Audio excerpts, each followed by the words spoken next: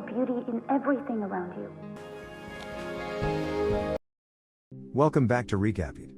Today we are going to recap a 2014 romantic movie titled The Fault in Our Stars. Two cancer-afflicted teenagers Hazel and Augustus meet at a cancer support group. The two of them embark on a journey to visit a reclusive author in Amsterdam. But before we begin, please consider subscribing to this channel. Now without wasting any further time, let's begin, shall we? Hazel Grace Lancaster, a young woman from the Indianapolis suburbs, has thyroid cancer that has spread to her lungs. Her mother, worried about her depression, encourages her to join a weekly cancer patient support group.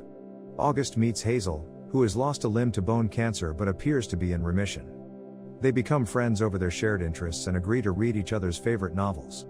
Guest presents Hazel with The Prince of Dawn, while Hazel suggests An Imperial Affliction, a novel about a cancer-stricken girl named Anna who has a similar experience to hers but ends abruptly after the novel's publication. Peter Van Houten, the book's author, went to Amsterdam and hasn't been heard from since.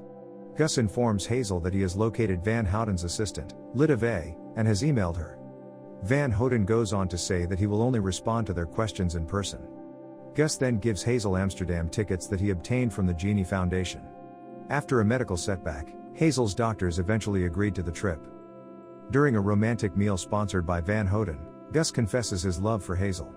When Hazel and Gus arrive in Amsterdam the next afternoon, they go to Van Houten's house, only to discover that he is a ruthless drinker. Lidiv, who had set up the meeting without Van Houten's knowledge, sent the emails from Van Houten. Van Houten mocks Hazel for wanting serious answers to a work of fiction, and her medical condition is dismissed. As they leave to make amends for their disastrous experience, the teenagers are distraught. They go to the Anne Frank house, where they share their first kiss, after Lidiv asks them to go sightseeing. The next day, Gus informs Hazel that his cancer has returned, spread throughout his body, and is now terminal. Gus' condition continues to deteriorate, and Hazel is devastated. Gus invites Hazel and his best friend Isaac to his pre-funeral after they return to Indianapolis, where they both give prepared eulogies. Hazel assures him that she would not change anything about their brief encounter.